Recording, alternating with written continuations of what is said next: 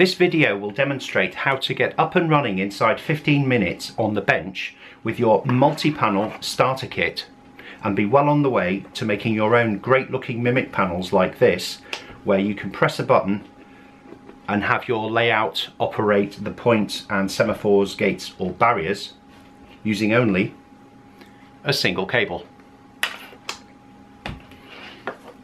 So if we first examine the contents of the multi-panel starter kit, you'll find inside your two sides of paper, which is your quick start guide, which explains what we're going to do now, all the cables you'll need, two servo controllers,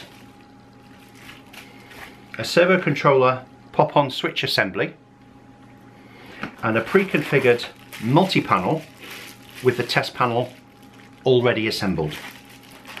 So here's the components out of the box: two servo controllers, multi-panel, pop-on switch assembly, and this funny looking black thing.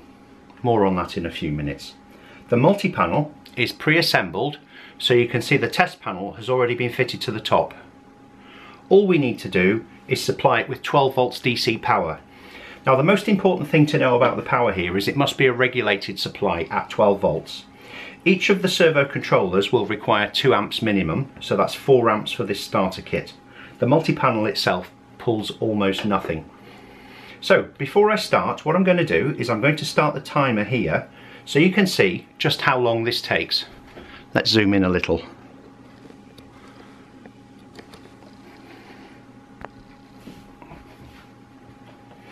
Okay, so the first thing I'm going to do is I'm going to take 12 volt supply and I'm going to connect it to the multi-panel here, ensuring the correct polarity. Screw this up and here. So I now have power ready for this, and we'll also attach power to this servo controller, positive to the top, negative to the bottom. Screw that on.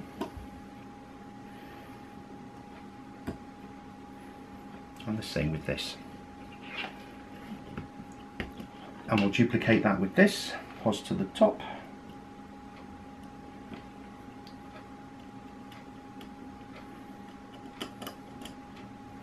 Gently tighten. Good. So now I have all 3 boards connected to a power supply. I've taken a handful of servos for testing, so let's connect these. Let's connect 2 servos to the top board. Put that into position 1, and I'll put this one in position 2, like so. These are just to show that the board is working. And if I go to the second board, position 1, make sure we're still on screen. There we go. And position 2.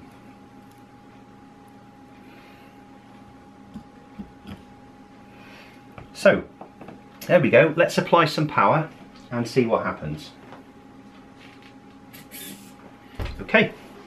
The first thing we want to check are that the servo controllers have the heartbeat LED flashing. So these are flashing about once a second. You can see it here and you can see it here. And if you look at the multi-panel, inside you'll see the top LED lit permanently and the bottom LED is also flashing a heartbeat, and that's also yellow. This means the processors are running and everything's good to go. With the multi-panel test board you can check the LEDs by pressing all the buttons and turning everything on. So we can see all 24 LEDs have come on, and now I'll turn them off. Now if you want to play with the servo controller whilst it's isolated, it's very easy to do using this pop-on test switch. What I'll do is, if I take this and carefully place it over the input connectors on the left of the board, what it's done is it's replaced all the switches that you would normally have to connect, but these are not required when using a multi-panel because the multi-panel does the switching for you. So if I slide switch number 1, we should see a servo move, and there it goes. 90 degrees of movement and back, and servo 2, 90 degrees of movement and back. So it's easy to see and prove that the servo controller is working. When removing the board, hold it firmly and pull straight out, don't twist it. Also in the box of the starter kit, you'll find all the other cables you need for the multi-panel, including 2 with a male-to-male end. It helps if I hold it in front of the camera. So this cable has a male-to-male end. And what I'm going to do is I'm going to connect it to one of the network connections on the multi-panel. And what I do is I use the white cable and use that as a guide and connect it on the inside here, which is the SDA line. And I'll just connect this to the servo controller at the top on A or B. And in this case, I'm going to connect to port B, and I'm going to have the white go to the top of that. So I've got SDA connected to SDA. And what we'll do now is we'll add the second cable and I'll connect it to port A. It doesn't matter whether you use A or B, they're both the same, but I've got the white at the top and I'm going to daisy chain this to the white at the bottom with the bottom servo controller. Now at this point, the multi-panel isn't going to control anything because each of the servo controllers are running in what's called master mode. What this means is, as you saw a few minutes ago, when I connect a switch, it reads the switch input and responds by moving the servo. What we need to do is reconfigure these so that they work in slave mode, and in slave mode they will listen for signals on the network cable which we've just connected. So what I'm going to do is take the power to the units off, and on the first controller here I'm going to press and hold the low button whilst I reapply power. As soon as I see the red LED start to flash, I can let go of the button. Here we go. Now you see the lights are flashing in an alternate pattern, and then the yellow light flashed twice. Let's do that again. If I take the power off now and reapply it, see the alternate flash and then 2 flashes on the yellow LED. So if you think of these as addresses on a network, we have address 1, which is the multi-panel, address 2, which was shown by 2 flashes, which is the first servo controller. So if I press a button on the multi-panel, and can you see here I've got the orientation where the voltage regulator is in the top right, the wording is to the left, readable from the right side. So I'm going to press number 1. You see the servo move? I've turned it on. Let's press number 2. Servo number 2 is moving. So the first 12 buttons, 8, 9, 10, 11, 12, will operate servos on this panel. Now if I set the second panel to the same address as the first, interesting things can happen. Again, I will remove power, press and hold the low button and turn it on, and you'll see this time I will also have 2 flashes on the left hand LED. What effectively I've done is connected both of these controllers to the same address. So when I press number 1 or number 2, they will both respond simultaneously. So if you have, for example, run-throughs or a fiddle yard on your layout, and there is a good length between the two, then you can have a servo controller at each end operating in tandem with a single button. And if you notice, when I've done this, I haven't even had to bother with joining wires together or setting 2 inputs to this panel to the same switch. The network is doing it for me. But I think most use cases you will want servos 1 to 12 operating on buttons 1 to 12 and servos 13 to 24 operating on the latter 12 buttons. So what we do, we take the pop-on switch assembly and we set up the address we want. And the way we set up address 3 is we ensure everything is turned off except 2, 3 and 4. This is all documented in the Servo Controller user guide, which you can download from MegaPointsControllers.com. Now what I can do is I can carefully place this on the inputs where I had my switches connected before. Right, now I'm going to remove power. Can you still see the time here? I've zoomed in a little. Oh, it's out of 8 minutes into it, and I'm waffling and wandering off in all sorts of tangents as well. This time, because I've set an address, I'm going to hold the low and the prog buttons down at the same time. So I'm going to use my fat finger and press them both whilst I apply power. As soon as I see the LEDs start to flash, I can let go with the power. Here we go, on, let go. Now this will flash 3 times. 1, 2, 3. If I take the power off and turn it on again, off and on, keep your eye on this, 1, 2, 3. And the first one flashed twice. So now I have my first 2 servos connected to 1 and 2, and my second 2 servos connected to 13 and 14. So in less than 10 minutes, with quite a bit of waffling as well, we've got you up and running on the bench. Come on, that's pretty straightforward, don't you think? See this funny thing here? It's the sort of thing everybody says, what's that for? And it is covered in the documentation. What I want you to do with this is observe it's got a 4-pin connector on the bottom. On the right hand side of one of the servo controllers, there's a label pull up here. I just want you to fit it on one of them, and now I want you to forget about it. You've done the installation. That simply will extend the maximum cable length that you can have on this. On the bench it's not necessary, but maybe when you're on the layout and you're moving 30, 40, 50 feet or more, then you'll want this plugged in. What I'm going to do now is change things around a little. I think I've shown you that it works inside 10 minutes, so I'll lose this. I'll keep the camera running. Power off. Disconnect this servo controller and disconnect this servo controller. I'm going to remove these from the board. Oh, let's take the power off.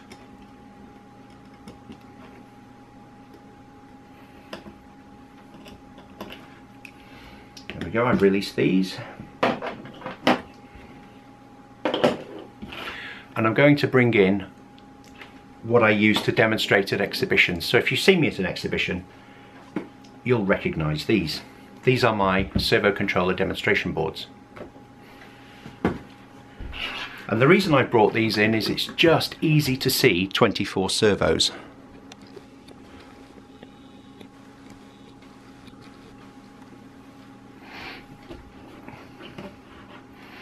It would help if you could see them. There we go, I'm in business. So, here's my multi-panel. We don't need those power cables. I have a single power cable coming in, and now with this lead, I'm going to connect it to one of the servo controllers here. And with the second lead, which is in the box, I'm going to daisy chain the first one to the second. Thus. These are running on batteries. You can see them flashing. 1, 2. Let's do this one again. The alternate flash means it's in slave mode. 1, 2, 3. So this is the first unit, this is the second unit. Okay, let's power up the multi-panel. I have a flashing light, I should be good to go. Pressing the buttons, 1, 2, 3, 4. Can you see the servos moving? Pretty robust. Let's move this out of the way. So there we are, 24 servos individually controlled in less than 10 minutes. So the idea behind this is that this test board on the multi-panel is designed for 2 purposes. One, you can press buttons immediately out of the box and you can see it working and you can play with it. So let's take this guy and turn it into a semaphore signal with a bit of bounce. Program. Wait, and it jumps to program. Now I'm going to set mode 3, which is an upper quadrant semaphore. It's already on mode 1, so mode 2, mode 3. And I've got 3 flashing lights on the red, which tells me I'm in mode 3, and 1 flashing light on the left, which is the amber, which tells me I'm on channel number 1. So now I'm going to set the low and high positions, or the danger and clear. So if I press the high button and move it down, that will do for danger. And I'll press the low and move it up, which sets the clear position. And now I'll press the prog and I'll hold it down till I've done all 12. And the unit will now restart, reflash out its address, and we're in business. Here we go, press the button. There's my pull to clear semaphore up, and the random bounce every time. All operated from this simple multi-panel. Okay, let's go a step further. Take the power off, and let me show you what happens next, or what you can do next. Having it work on the bench is fine, but I think what's important is how do you go from the bench to the actual multi-panel itself. And the idea here, and I'll cover this in a second video, is that if you follow the links on my website, it will direct you to Farnell, who make an excellent 3mm LED panel mounted. So it comes with the panel mount on and even the cable for the LED. Fit them to your panel. I printed this using Microsoft PowerPoint on the printer, on an A4 printer, and padded it out. And I'm using these buttons to operate as well. So how do we get from here to here? So let's disconnect the power. So I have my multi-panel on its own. Try and get some focus. So this board is a sandwich board that's plugged into the top. So what you need to do is hold it down and carefully pull it up straight out. Don't twist it or bend it. Make sure you pull straight off, and some of them can be a bit stiff. Straight out, and there's the earthing strap disconnected as well. And this reveals the multi-panel.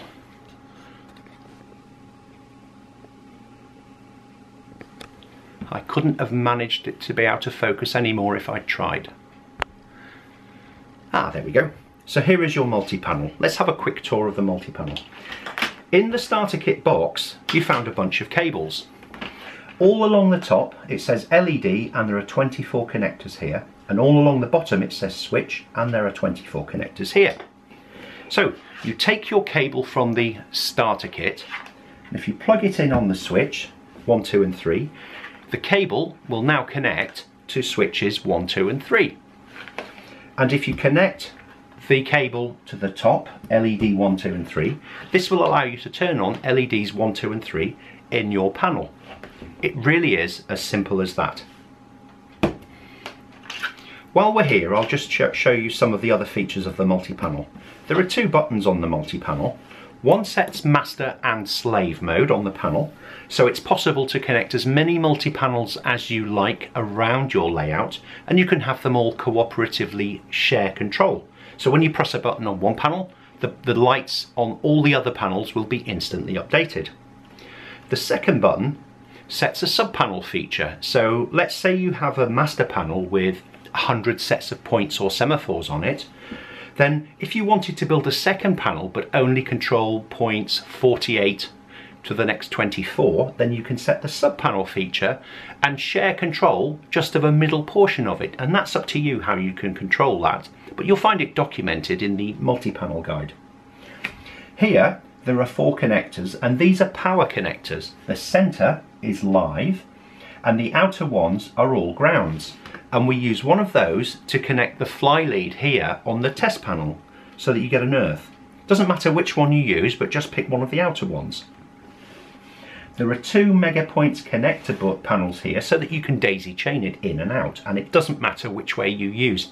So I've just made every board with a pair of connectors, so adding a new device is pretty trivial. On this side there are 3 connectors. There's LED expansion 1, LED expansion 2, and switch expansion 1. So if you wanted to grow this panel from 24 to 48 control all the way up to 192, you would add LED expansion boards daisy chained onto this connector and switch expansion boards daisy chained onto this connector. The LED expansion 2 is something a little different. What this does is it gives you the opposite LED indication of the primary. So if, for example, you had point number 1 switched on and this LED was on, a complementary LED board here would have the LED switched off. Then when you turn this off, the complementary board connected here would have the LED on. And this allows you to indicate routes by having an LED for straight and an LED for set.